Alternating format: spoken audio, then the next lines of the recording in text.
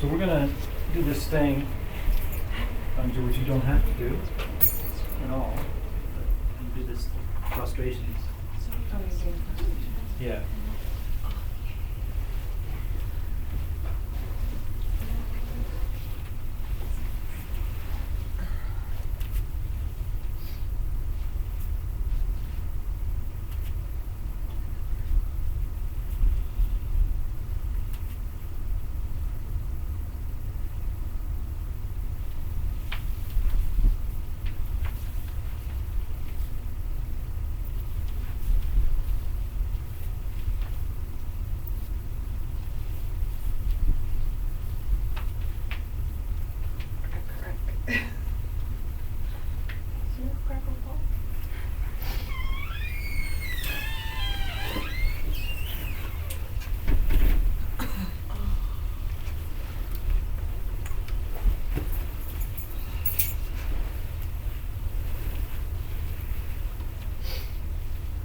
Well, thank you, Joyce, for picking up a new recorder. Mm-hmm. Joyce's recorder, Get the Biscuit. Oh.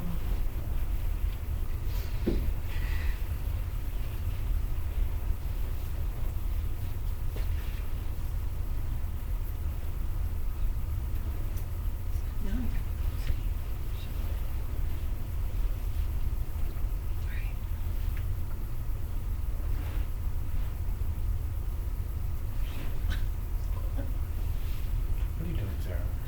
Adjusting. I was adjusting. I was sitting really close to her and I wanted to give her her space. That's nice. Very adult.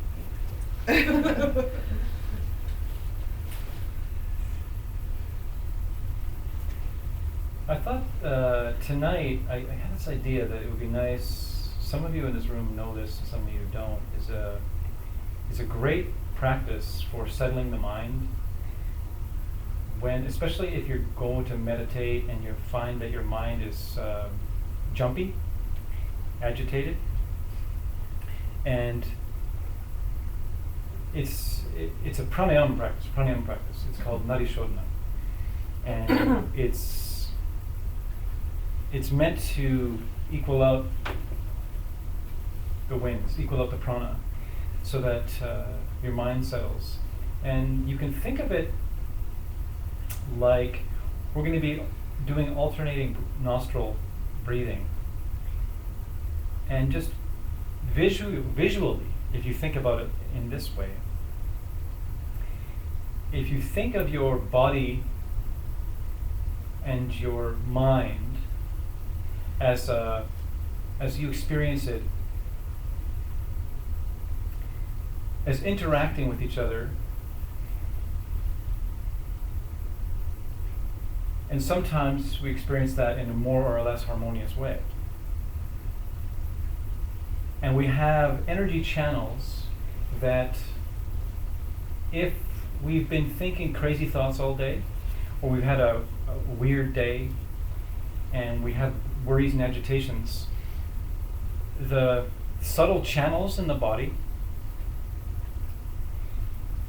they react, or they follow that kind of thought, and so they get janky, and they kind of start to make little. You could just visualize maybe little knots, and they start slowing down and blocking prana from getting to where we want our prana, we want our energy to flow, which is smoothly and evenly in the center. You'll probably notice that the times of your life that you felt very chilled out, in the times when even you may have felt very high stress about a whole bunch of things, and all of a sudden something changes. We talked about this, right? Something changes and all of a sudden, no worries, and you're just relaxed. And that, you can think of that like your prana has shifted, and then your energy is settled, and then moving quietly in your center, and you just feel like, oh, everything makes sense all of a sudden. So we can affect that. We can use our breath to affect the knots so that they relax and then the prana starts to coalesce and flow more evenly through the body. So we'll do some.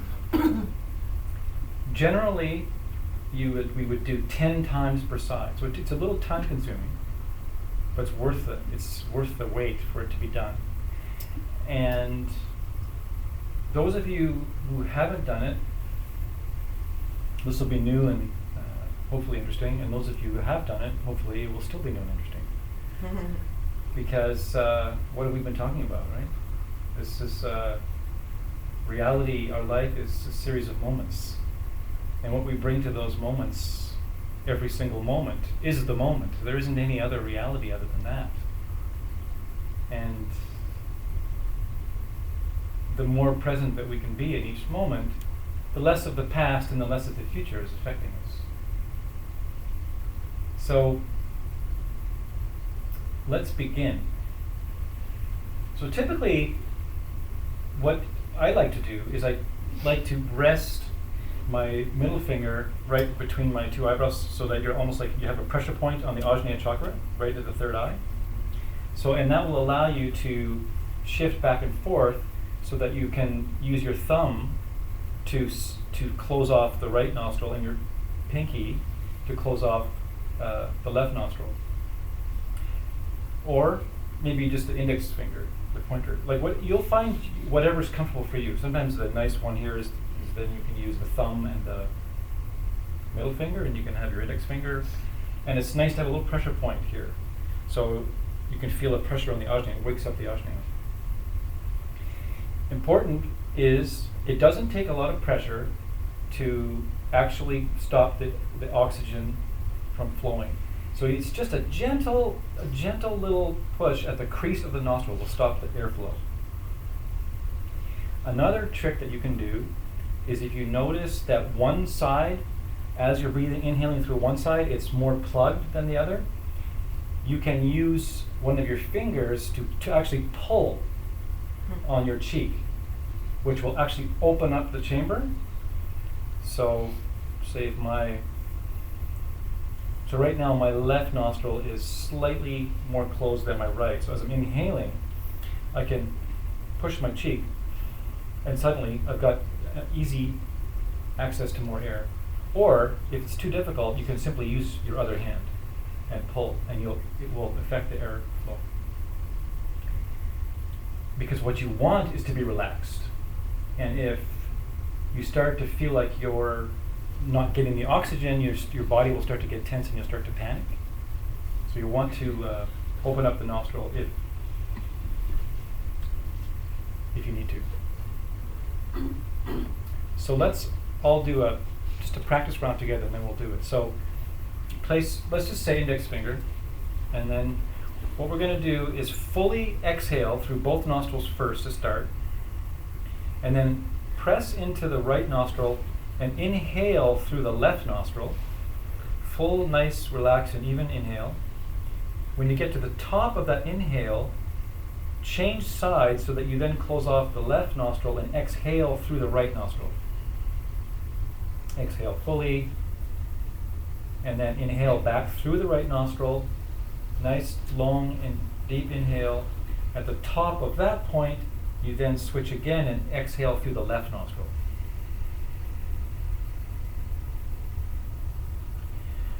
That was one round. Inhale through the left, out through the right, in through the right, out through the left. That was one cycle.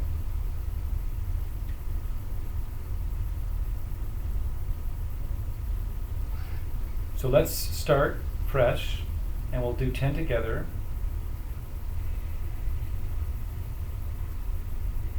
And we'll start together while getting our posture set up first.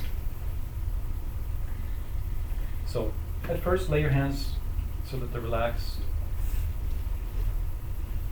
on your legs or wherever you like to put them, palms up or down, in a mudra, whichever.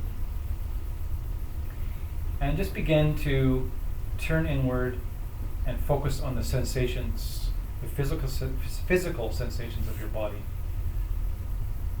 as you feel your body resting on the earth. You're pulling your mind, you're pulling your concentration into the moment of now by focusing on the physical sensation of what is happening right now.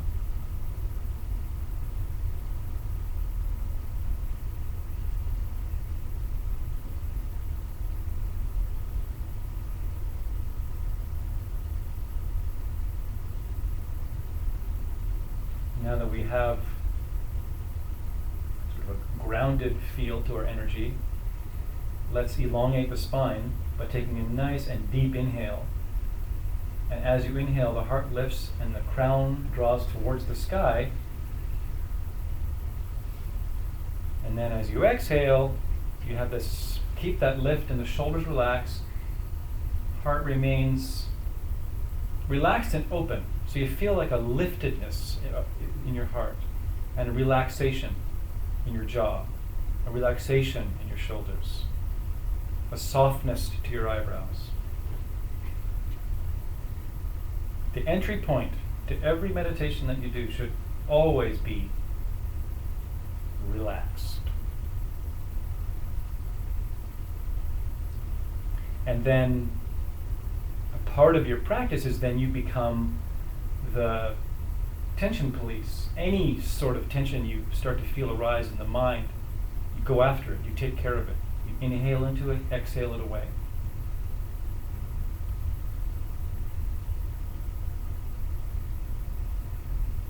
Now we begin drawing the right arm up, placing the finger at the ajna, just between the eyebrows, getting ready to do this, the practice of Nadi Shodhana.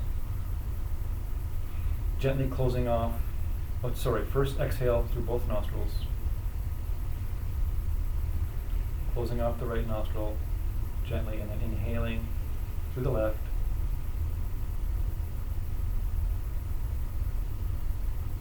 Exhaling out the right nostril as you close off the left. Keeping the right open as you inhale through the right. Changing nostrils at the top.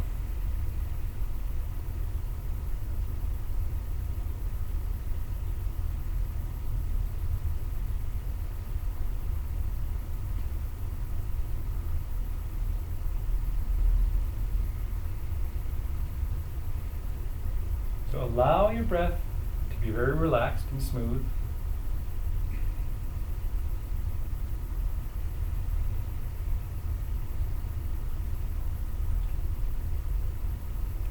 Keep the jaw relaxed, have a gentle smile.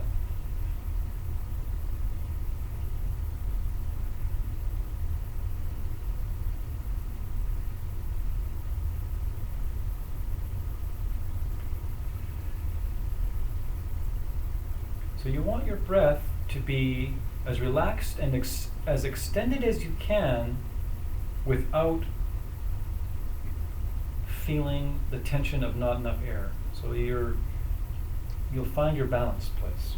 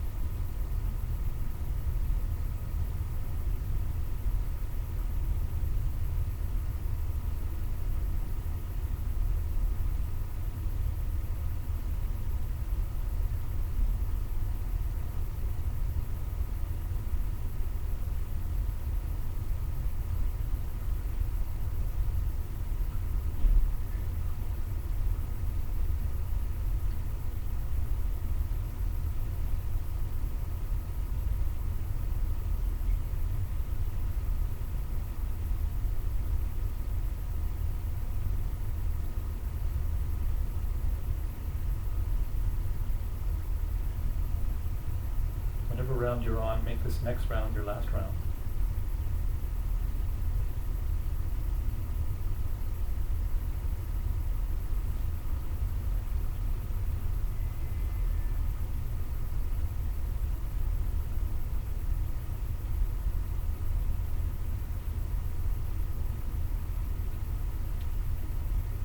And then relax your hands and start to focus at the point between your eyebrows, back a little bit. You can visualize a pinpoint of diamond there and just have your focus there. And feel the result. Notice any difference between before and after you did that practice.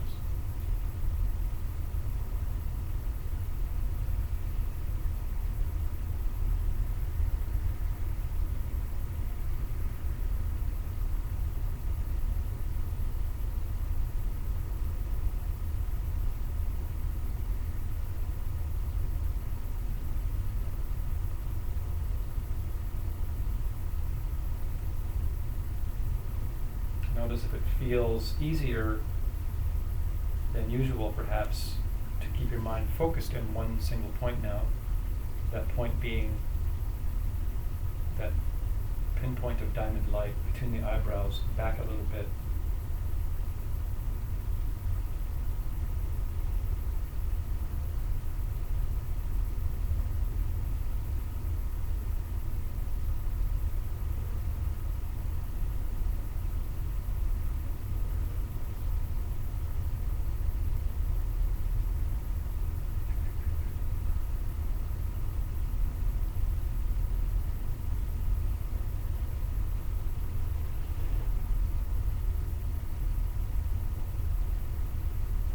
You can use your breath still.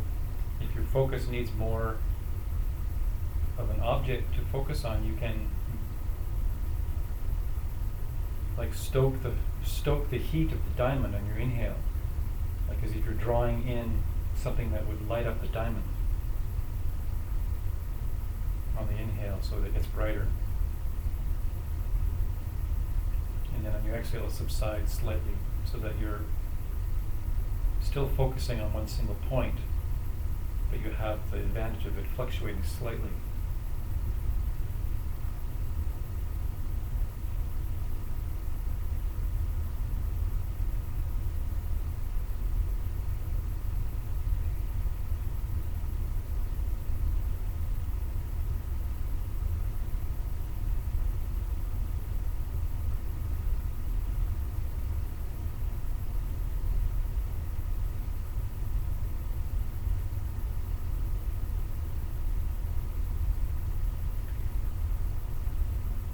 And now, before we open our eyes to take in the room,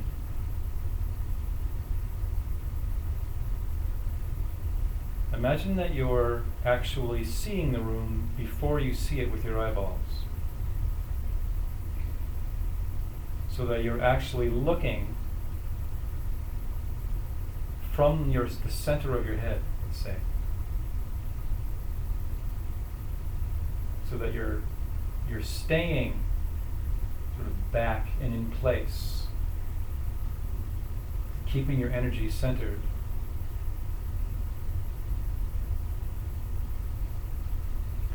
And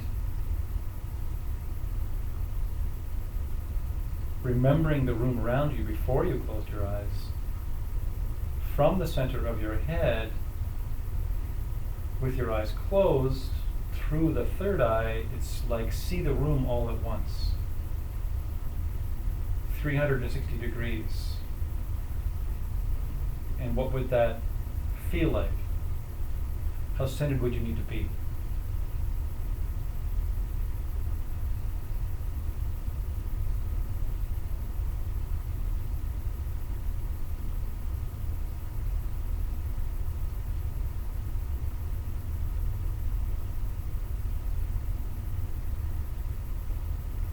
So now, try to maintain this centered position of your awareness as you slowly open the eyes, first casting the gaze downward, trying not to jump forward into your face, but staying more back into the center as you then take in your surroundings.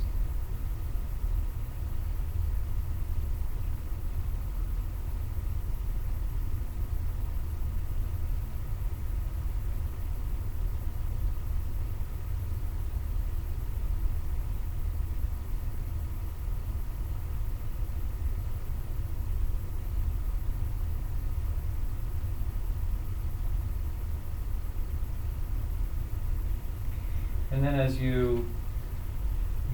whatever you need to do, shake out your legs or whatever, your shoulders or anything like that, just try and have it settled there, like it's no big deal. This is just how I'm looking right now.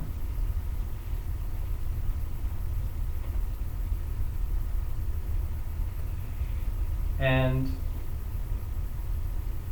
just, I don't want to scare anybody. See how it feels, and then now look around the room and meet the eyes of the other people and give them a silent greeting, a silent hello with your eyes, and try to stay in that place and notice if it feels any different. Notice if your body or what your energetic body wants to do. Does it want to come forward? Does it flip out? Is it comfortable? Is it, oh, this is much better? Does it feel normal? Is this the way you always look? So far I've looked at everybody, so you guys gotta look at each other now. And try not to be stiff. This may feel like at first you're like you don't want to move your neck or something. You're like, right? Try and just really relax and stay and be there. And just do it.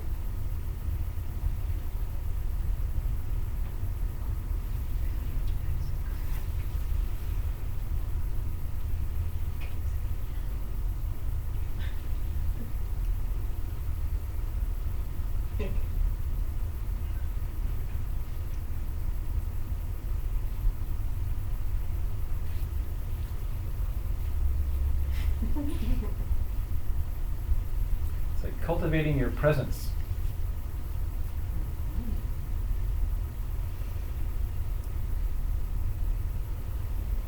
You okay, Amanda?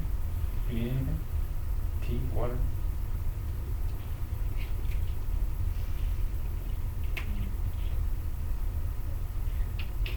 This has made Amanda go through something. Someone should give her a hug. Yeah.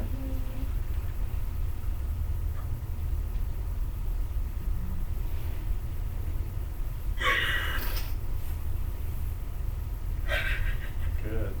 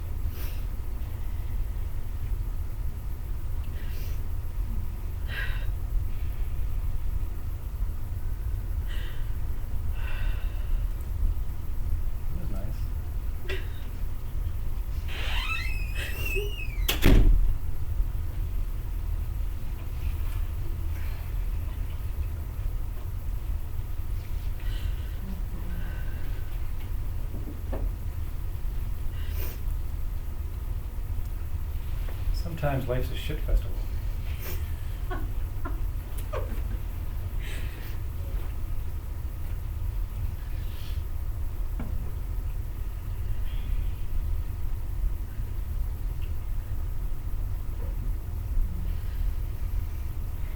And I find it very compelling and very interesting that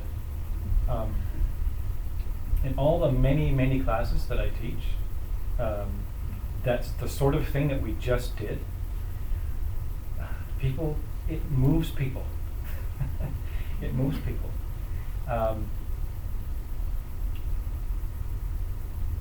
It can take us to a place where we're so ready to go.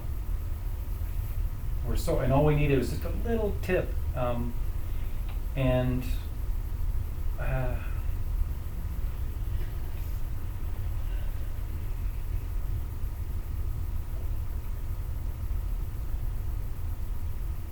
it's like, where is the intimacy?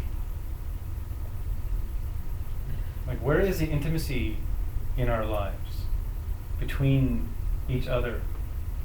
If we can't do that, if we can't do what we just did,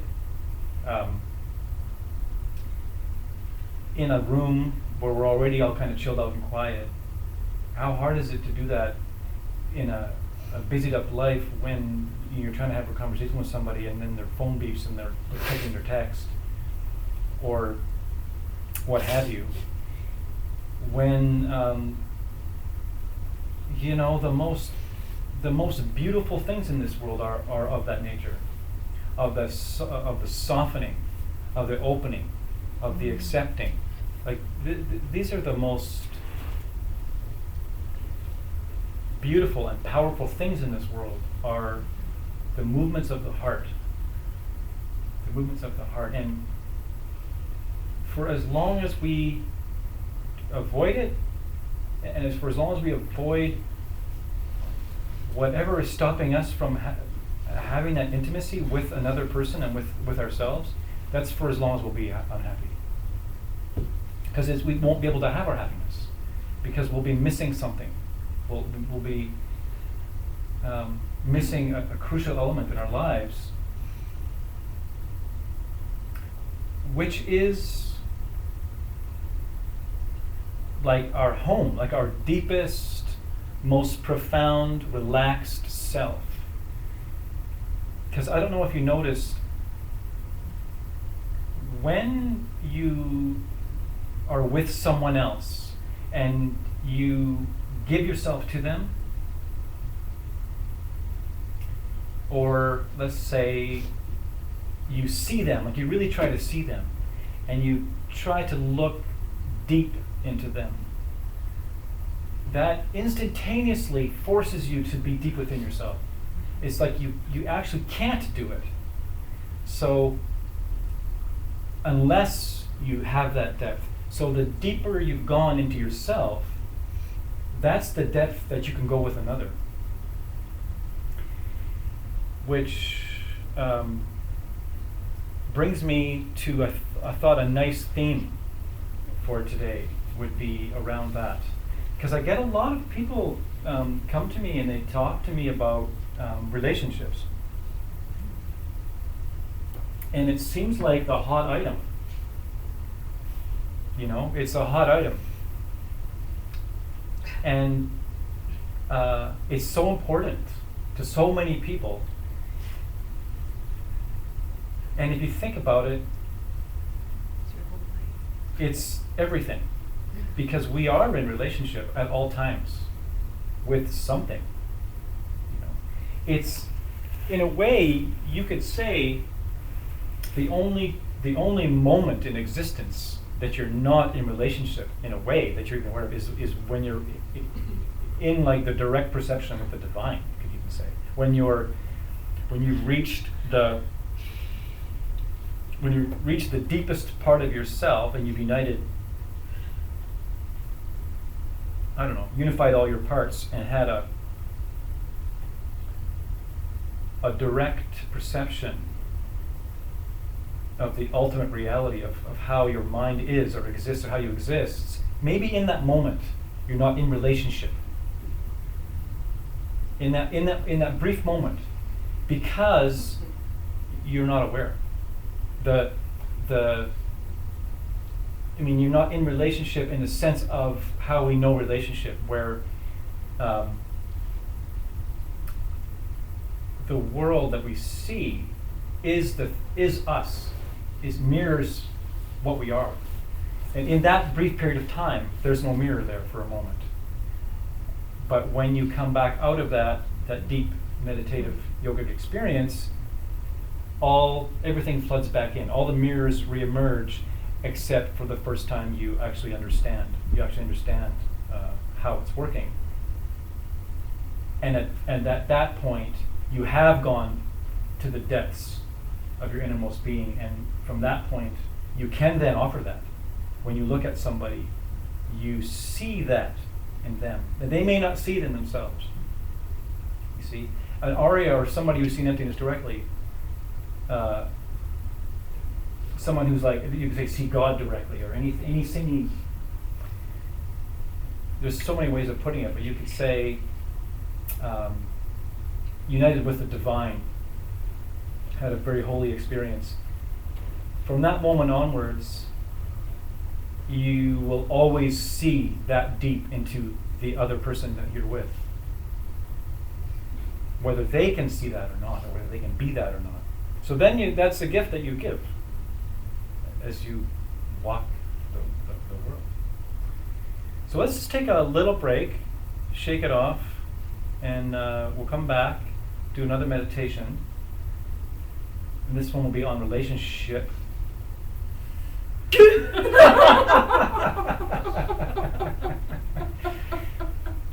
try not to make it about relationship. Oh. Sorry, I borrowed that from that comedian? Louis C.K.? No, but it might as well have been. Did you say that? Dane Cook. Dane Cook, another crude one, but he calls a bad relationship a relationship. I'm sure Louis C.K. said that too. He probably has. So we just stand up and move on a bit. He's hilarious. A little crude at times, but yes. Cutting into the point. Yes. There was a baby on the bus today. It was amazing because the baby